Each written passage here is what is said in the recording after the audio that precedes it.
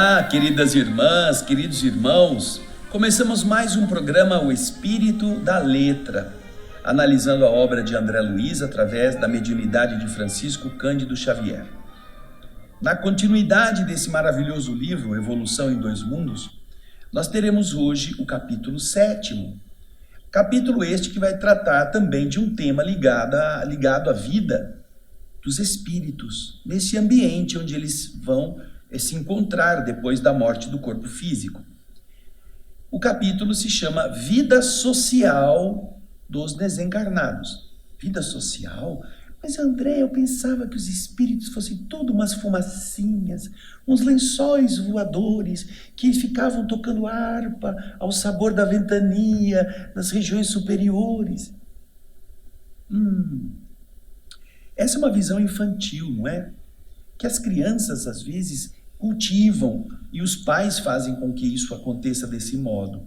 Porém, não poderíamos imaginar que na Terra, um mundo tão atrasado, tão cheio de problemas, nós tivéssemos condições de criar convivências entre nós que amenizassem os problemas, que iluminassem a mente com novas perspectivas, que gerasse alegria entre aqueles que estão vivendo nesse oceano de tempestades. E no plano espiritual, não. Fôssemos resumir a vida espiritual a um conjunto de gente tocando harpa em cima da nuvem, ou a um contingente de deserdados metido no fundo da terra, queimando sem se consumir.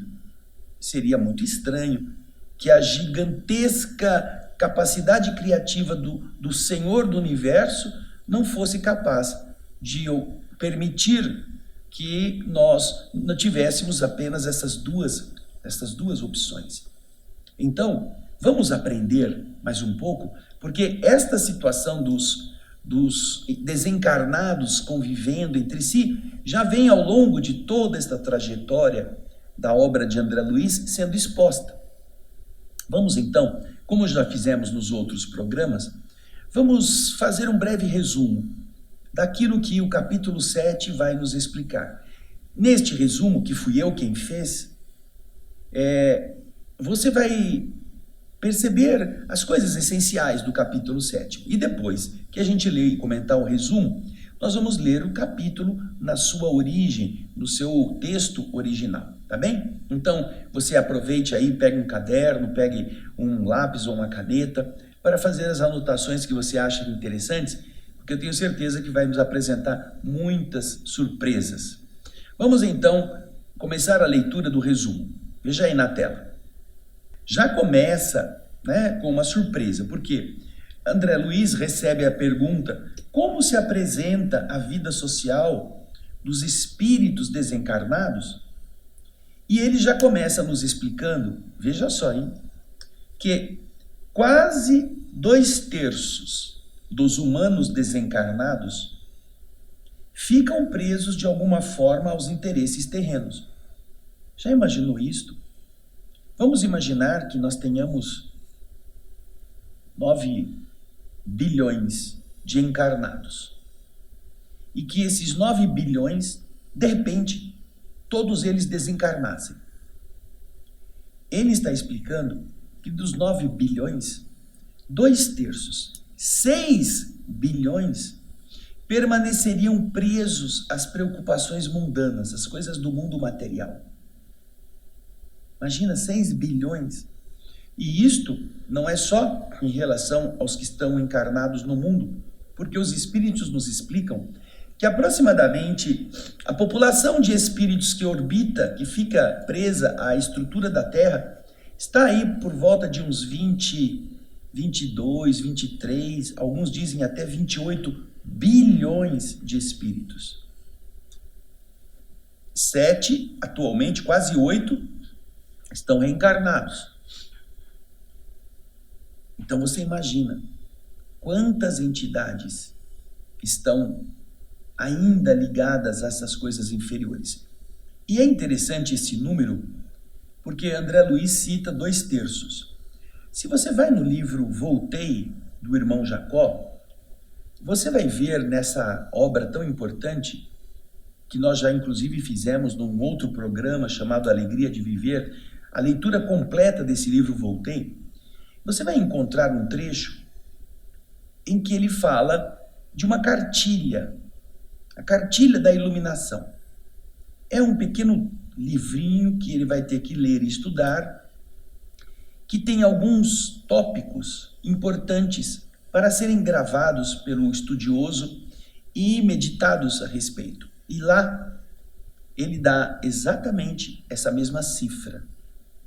2/3 dos espíritos que estão na Terra estão saindo da vida animal a caminho da vida do raciocínio. Ainda não são capazes ainda de entender o potencial racional. E somente 1/3 estão saindo da vida do nível racional para atingir o nível humano. Ainda não são seres humanos. Isso está lá no livro Voltei, na cartilha da iluminação. 2/3 e 1/3. Aqui André Luiz confirma essa mesma proporção. 2/3. Vamos voltar lá no resumo? Vamos lá. Quase 2/3 dos humanos desencarnados ficam presos, de alguma forma, aos interesses terrenos.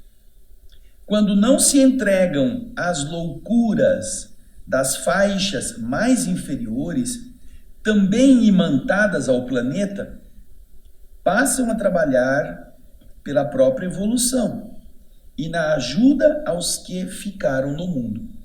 Então você vai ver que ou eles ficam presos a esses ambientes trevosos, chamados infernais, como nós já vimos no livro Ação e Reação, ou eles, não estando enlouquecidos, ainda sem juízo, sem domínio próprio, já tendo um pouco de equilíbrio, eles ficam ainda imantados à estrutura terrena, porque a sua mente está presa aí. E eles então começam a trabalhar para a própria melhoria e para a melhoria daqueles que estão ao seu lado.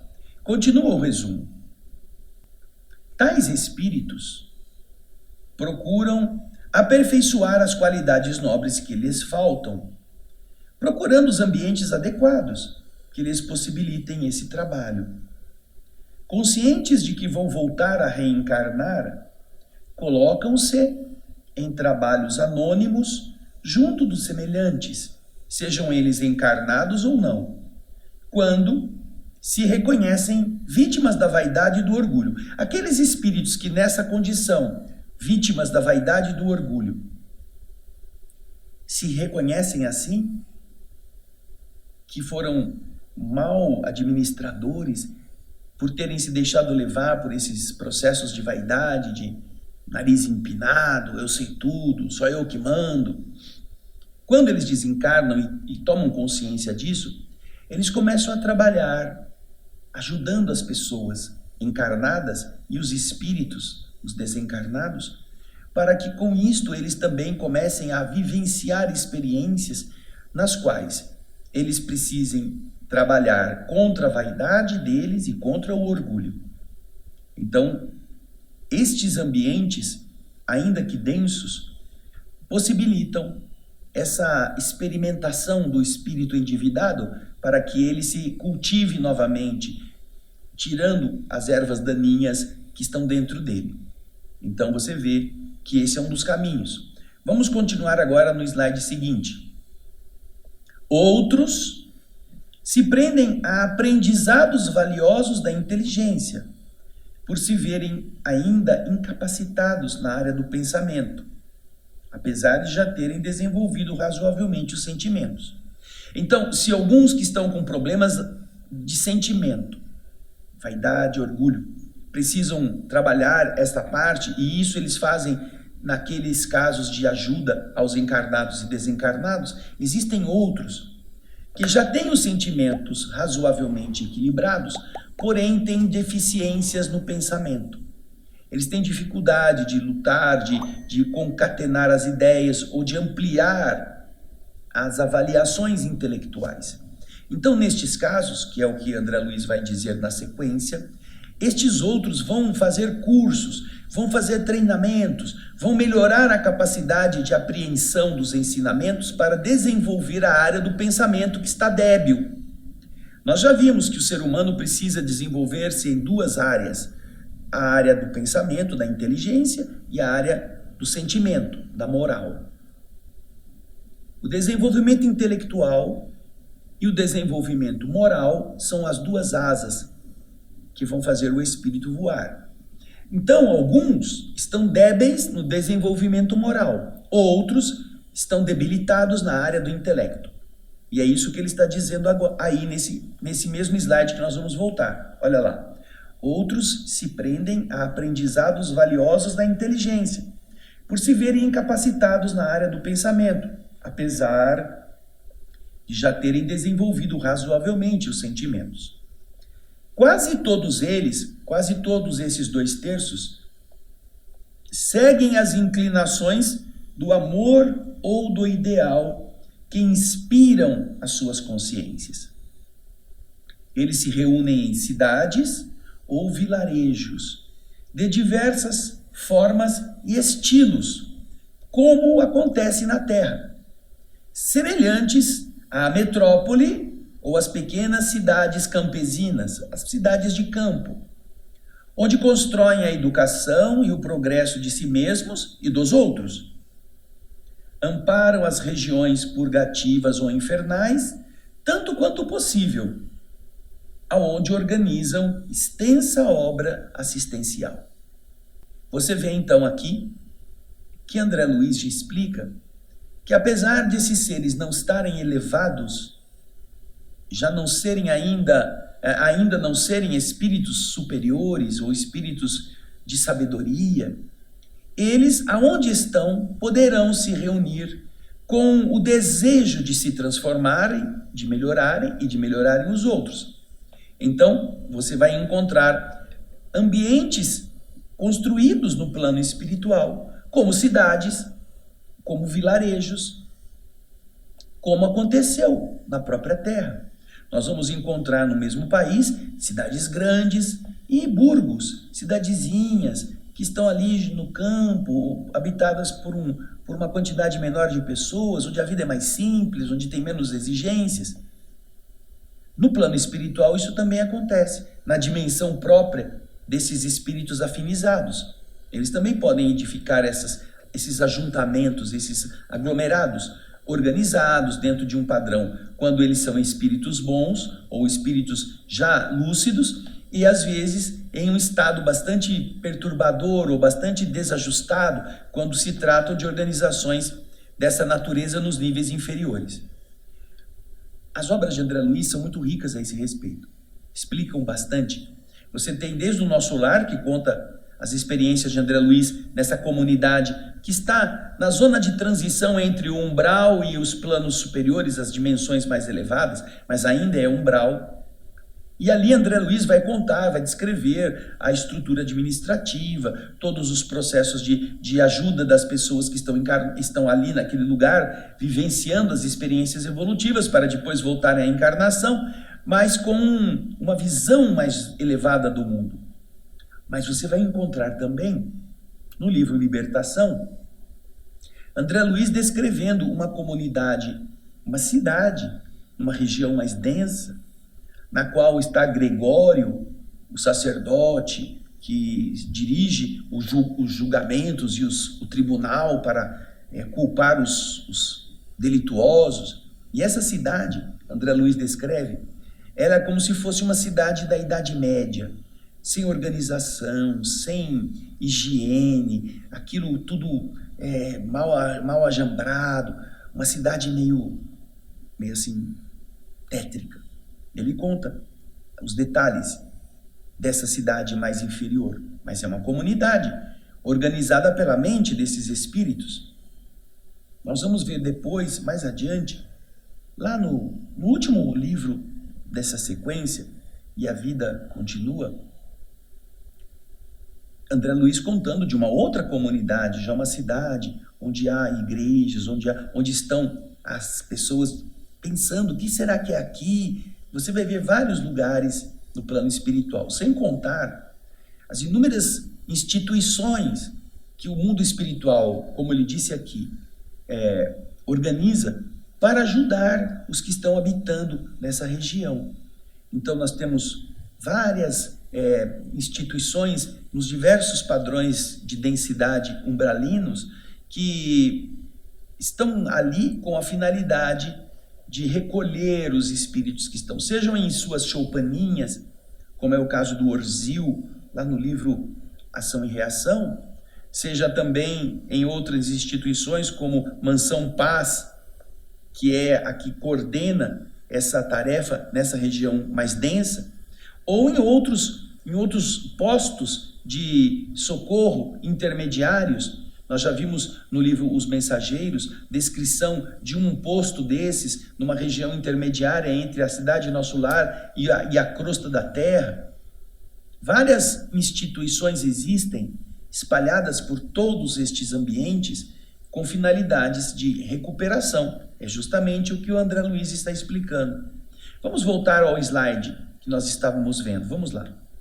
Ele está dizendo, olha, como acontece na Terra, existem cidades semelhantes às metrópoles ou às pequenas cidades do campo, onde os espíritos constroem a educação, existem escolas, existem cursos, e o progresso de si mesmos e dos outros. E eles amparam as regiões purgativas ou infernais, aquelas onde há mais sofrimento, porque os seres estão ainda apegados às coisas do mundo. Eles procuram ajudar da forma que é possível. E ali eles organizam extensa obra assistencial. É uma colmeia de trabalho no mundo espiritual para esses 2/3 de seres que ainda estão atrelados à vida do planeta, à sua densidade. Mas ele vai continuar explicando uma coisa interessante. Dá uma olhadinha aí na sequência. Na Terra, em uma família, as pessoas se identificam obrigatoriamente pelo sangue. O gene, você é filho do seu pai e da sua mãe, mesmo que você não goste deles.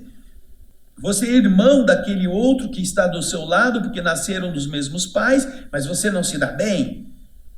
Então, na Terra, nós nos vemos obrigatoriamente atrelados a uma descendência genética.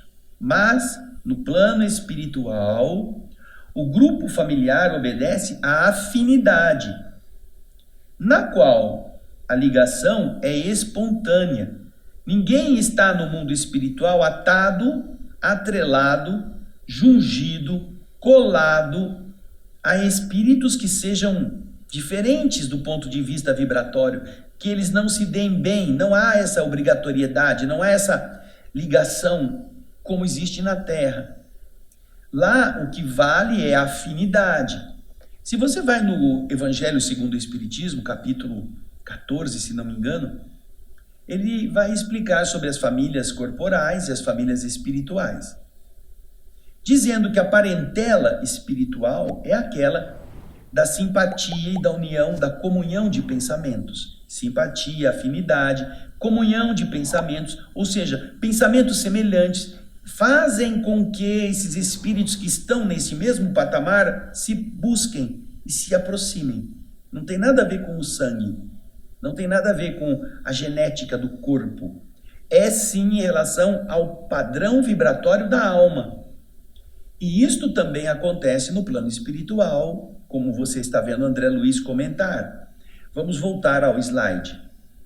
Então, nesse campo espiritual, a ligação entre os espíritos, ela é espontânea, baseado justamente na afinidade. Por isso, e aqui é outra informação muito útil, na esfera imediata à vida física, existe o que André Luiz chama de espaço das nações, onde estão as suas comunidades, seus idiomas, as experiências e inclinações, inclusive suas organizações religiosas típicas, onde trabalham entidades missionárias da libertação mental, ensinando com caridade e discrição, com a finalidade de que as ideias renovadoras se ampliem sem rupturas nem choques.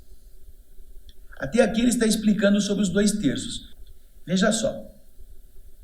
Existe uma passagem no livro Os Mensageiros em que o Espírito está descrevendo, eles estão em plena guerra, na Segunda Guerra Mundial, estão descrevendo os trabalhos de ajuda aos espíritos desencarnados lá no campo de batalha. Isso está lá no livro Os Mensageiros.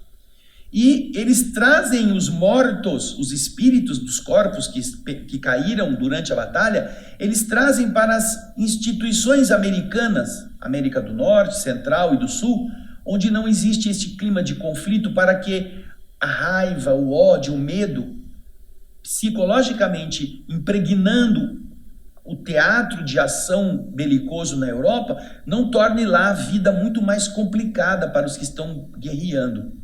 Porque os espíritos que morrem no campo de batalha geralmente vão ter ódio, vão ter desejo de vingar-se e vão estar atuando sobre os que estão vivos ainda. Então, para fazer essa transferência, André Luiz explica que eles utilizam-se de um procedimento que reúne em cada um dos transportadores desses espíritos para os campos mais pacíficos da América, um grupo de 50 espíritos de determinada nacionalidade que precisam vir, só que eles falam a língua deles, porque eles estão ainda nesse espaço das nações. Então existe um enfermeiro que é responsável por traduzir para aqueles 50 aquilo que eles precisam aprender no novo destino, no lugar para onde eles foram levados. Olha que interessante. Por quê? Porque eles estão desencarnados como ingleses, franceses, alemães, italianos, cada um falando o seu idioma inicialmente. Não estão ainda preparados para entender o idioma do pensamento. Eles estão ainda saindo de um trauma. Então existe um enfermeiro que vem com esse grupo de 50 e que utiliza da mesma linguagem que eles conhecem. Por quê? Porque eles estão ainda presos a esta dimensão. O espaço das nações, que ele comenta nessa parte, é justamente aquele local em que esses mesmos espíritos presos ainda à Terra, eles falam as suas línguas, eles têm os seus hábitos, fazem as suas experimentações e têm as suas experiências, inclusive têm as suas igrejas. Lá no livro final, E a Vida Continua, existem igreja católica, existe igreja evangélica, e as pessoas vão lá. Por quê? Porque morreram ainda naquela mesma condição religiosa e chegam do lado de lá. Imagina se eles não encontrassem um templo onde eles pudessem vivenciar as suas experiências religiosas. Eles estariam perdidos. Porém, quando eles vão ao templo religioso, que é o da sua confissão, o que eles vão encontrar lá? Entidades missionárias. Missionárias do quê? Missionárias da libertação mental. Por quê? Porque nesses ambientes religiosos terrenos, o que menos acontece é o indivíduo ter a sua mente libertada. Ele vai ficar ouvindo sempre conceitos que vão mantê-lo escravizado naquelas coisas mal explicadas. Porém, no plano espiritual, a finalidade dessas congregações religiosas é outra.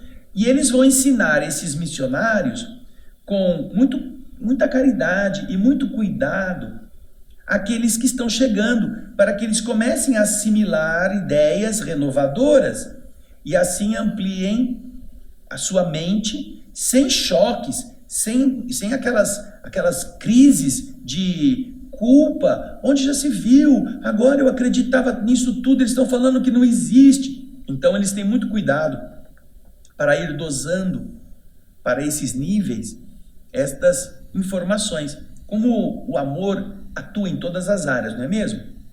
Então até aqui nós estamos vendo em várias obras de André Luiz a descrição dessa circunstância. Imagine você, uma pessoa que tenha morrido numa confissão religiosa específica, como por exemplo um muçulmano.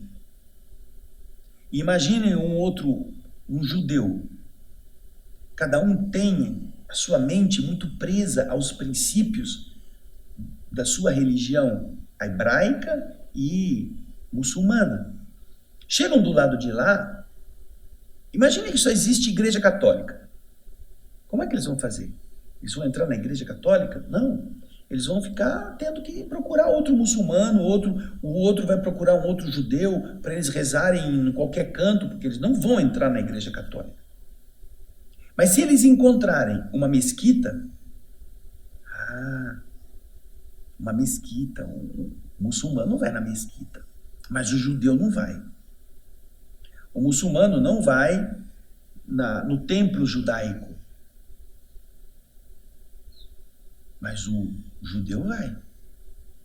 Por isso, para facilitar, e essa é uma coisa muito bonita, para facilitar que estes seres que já tinham uma tendência religiosa possam continuar a aproveitar as boas coisas e receber bons ensinamentos agora dentro da visão do mundo espiritual, então, nesses ambientes que ainda estão próximos da Terra, no chamado espaço das nações, existem o quê? Existem espíritos enobrecidos que ensinam, sem romper aquela mente muito dura ainda, ignorante, mas começando a desbastá-la com ensinamentos mais amplos, para que estes espíritos estejam se preparando para compreender uma realidade que vai muito além do judaísmo, muito além do catolicismo, muito além do muçulmanismo, do budismo, porque estão todas estas noções dentro do universalismo das leis de Deus, das leis do universo. Porém, para chegar até lá, eles precisam passar por um processo de amadurecimento, como acontece com a infância. A infância não pode receber logo de cara todas as explicações. Você já viu como que é o pré-primário, o jardim da infância? É um lugar gostoso para brincar, jogar. É quase a extensão da casa, onde a criança fica sem responsabilidade e fica se divertindo. Se a escola não apresentasse um local lúdico, onde a criança pudesse realmente se divertir, a criança nunca ia querer ir para a escola. Imagina se no primeiro dia de aula ela tivesse que aprender a tabuada do 7. Ela que não sabe nem escrever. Não, isso daí eu não quero, não gosto, é ruim. Eu não quero aprender isso, eu quero brincar. Então a escola organiza a sua etapa evolutiva do ensino dentro das necessidades de cada grau. E isso é muito bonito, porque com isso a criança começa a gostar de ir para a escola, vai encontrar os amiguinhos, vai brincar bastante, vai ter coisa interessante e no meio do caminho vai aprendendo alguma coisa. Aí quando ela já aprende, ela descobre um outro universo, e esse outro universo vai fazê-la buscar mais informações, então ela começa a gostar mais do aprendizado do que da brincadeira. É essa a pedagogia construtiva do ser espiritual. Então, você vai entender que no plano espiritual isso é muito melhor organizado, muito mais bem trabalhado. E essa condição de trabalho exigirá, claro, espíritos missionários como estes, que vão falar ao muçulmano como um muçulmano quer ouvir, falar ao judeu como o judeu quer escutar. No livro Paulo e Estevão, nós temos um excelente exemplo disto. Nós temos a figura austera, dura do próprio Saulo de Tarso e, ao mesmo tempo, a figura sábia, aberta, lúcida do seu tutor, do seu mestre, Gamaliel, também judeu. E você verá como que o Gamaliel se torna o ponto de apoio para o Saulo convertido, porque Saulo vai ser convertido às portas de Damasco, mas não tem noção nenhuma do que é que ele tem que fazer agora como cristão, entre aspas. Ele vai procurar a ajuda do seu velho professor. E Gamaliel vai lhe explicar as coisas que a sua mente mais aberta já tinha entendido nos ensinamentos de Jesus. Veja só que coisa bonita. Bom, agora no resumo você vai ver que André Luiz vai explicar o que vai acontecer com o outro terço, porque 2/3 estão presos às coisas do mundo. Vamos ao final do nosso resumo. Agora ele diz assim, olha, o terço restante de espíritos, já relativamente enobrecidos, se transformam em condutores da marcha de elevação dos outros, em virtude dos méritos com que eles se tornam seguras ferramentas das esferas superiores. Os que já são melhores ajudam os piores, porque eles já são ferramentas confiáveis dos espíritos que estão acima de todos nós. Então você percebe que é uma grande corrente em que cada um dá a mão para o que está mais abaixo, buscando manter o esforço de subida, tanto dos espíritos superiores, quanto dos que estão no intermediário. Então, aos melhores compete ajudar os piores. E isso é muito lindo, porque ninguém está no mundo só para se abanar. Ninguém está no mundo só para viver o prazer por si mesmo. Todos estamos necessitando de amparo e também podendo amparar. É muito importante que nós não nos esqueçamos desse detalhe. Bom, agora que nós já terminamos o resumo que explica o que André Luiz estava dizendo, vamos fazer a leitura do texto original. Pegue o seu livro e acompanhe comigo. Aí está a pergunta: como se apresenta a vida social dos espíritos desencarnados? Como ela se dá? Vamos ver então o que André Luiz explica. No plano espiritual, imediato à experiência física, logo depois que a pessoa perde o corpo, as sociedades humanas desencarnadas, em quase 2/3, permanecem naturalmente unidas, jungidas, presas, de alguma sorte, aos interesses terrenos. Provenientes do próprio mundo em que se lhes tramam os elos da retaguarda, quando não se desvairam, enlouquecem nas faixas infernais, igualmente atadas ao planeta de que se originam, esses espíritos trabalham com ardor, não só pelo próprio adiantamento, como também no auxílio aos que ficaram. Naturalmente, as almas que constituem a percentagem a que nos referimos, esses 2/3, distanciadas ainda do aprimoramento ideal, procuram aperfeiçoar em si mesmas as qualidades nobres menos desenvolvidas, buscando um clima adequado que lhes favoreça o trabalho. Convictas de que elas vão voltar à Terra para a solução dos problemas que lhes obscurecem ou afligem o campo íntimo, situam-se estes espíritos em tarefas obscuras, anônimas, junto aos semelhantes, encarnados ou não, quando elas se reconhecem vitimadas pela vaidade e pelo orgulho, que ainda lhes crescem no seio. Esse é o primeiro grupo. Orgulhosos e vaidosos vão procurar ajudar os seus semelhantes. E o outro grupo é esse que vem nessa sequência. E localizam-se em aprendizados valiosos da inteligência, ao se verem incapazes para os serviços especializados do pensamento, apesar dos talentos sentimentais que já entesourem consigo. Quase todas, no entanto, quase todas estas almas destes 2/3 obedecem aos ditames, às regras do amor ou do ideal que lhes inspiram a consciência. Reúnem-se em verdadeiras cidades e vilarejos, com estilos variados, como acontece aos burgos, às aldeias terrestres, as cidades primitivas, não é? Chamadas de burgos, característicos da metrópole ou do campo, edificando largos empreendimentos de educação e progresso, em favor delas mesmas e em favor dos outros. As regiões purgativas ou simplesmente infernais são por estas almas amparadas, quanto possível, organizando-se aí, sob o seu patrocínio, extensa obra assistencial. No plano físico, quando estamos vivendo na vida física, a equipe doméstica, o grupo da família, atende à consanguinidade em que o corpo, o veículo, é obrigatório. Aliás, o vínculo é obrigatório. A consanguinidade, todos são descendentes uns dos outros. Então o filho vai ser sempre filho do pai e vice-versa. O pai vai ser sempre pai daquele filho.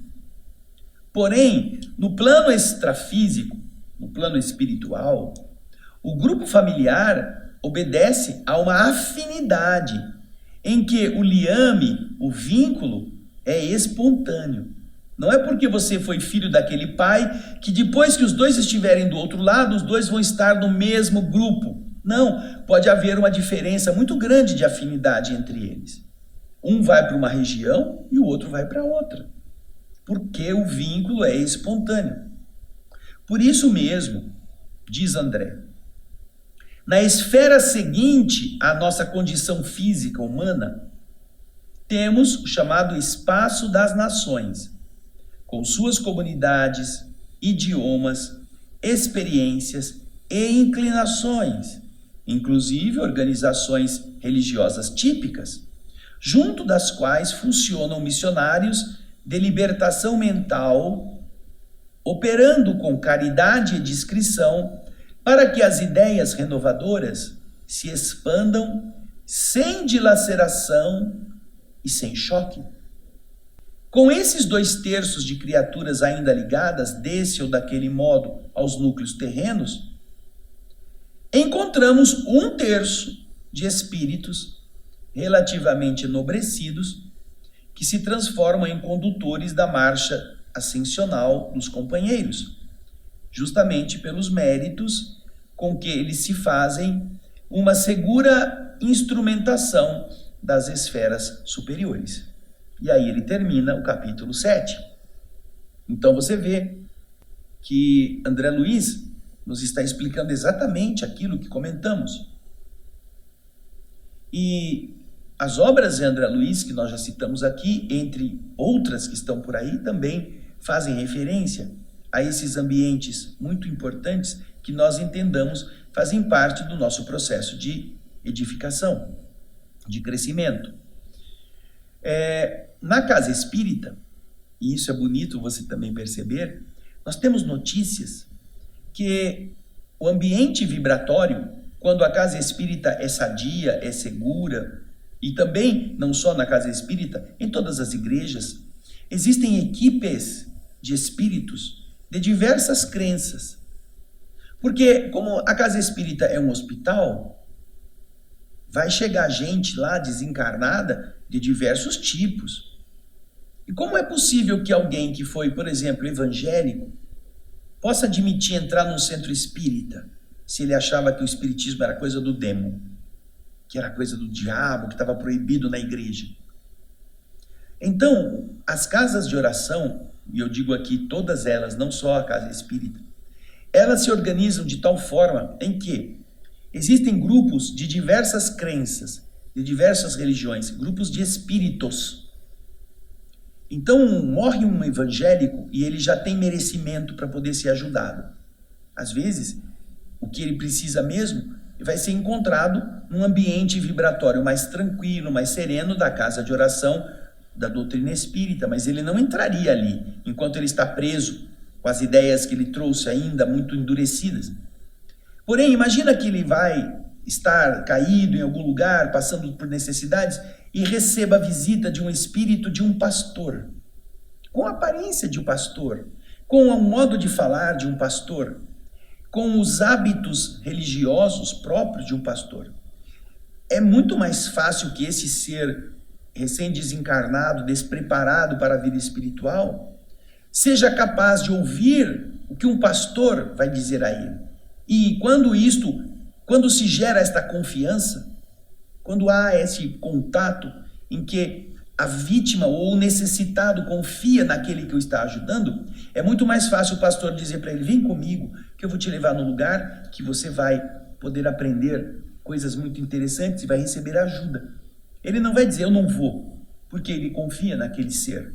A mesma coisa acontece com padres, freiras, com monges budistas, com sábios ou mestres judeus, com seus hábitos, com seres devotados à religião muçulmana, que fazem parte das instituições religiosas, para justamente acolher na necessidade de um espírito que desencarnou sem entender nada, facilitando assim que aquele ser daquela crença possa encontrar amparo num ambiente que, se fosse por ele mesmo, ele nunca entraria, mas que agora é que ele confia. Mas você vai me levar lá? Vou levar, você pode confiar comigo.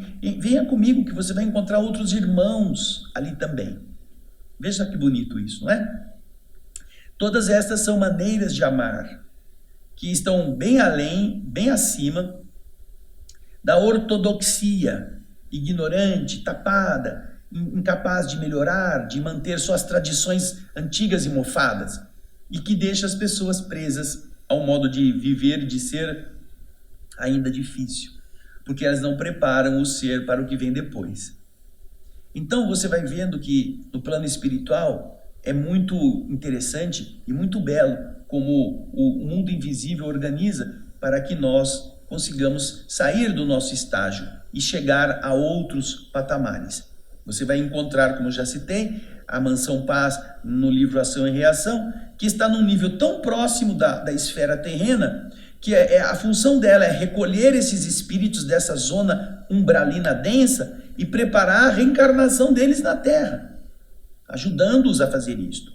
Eles nem vão subir para planos superiores, não, dali eles já voltam, porque precisam aprender, precisam corrigir.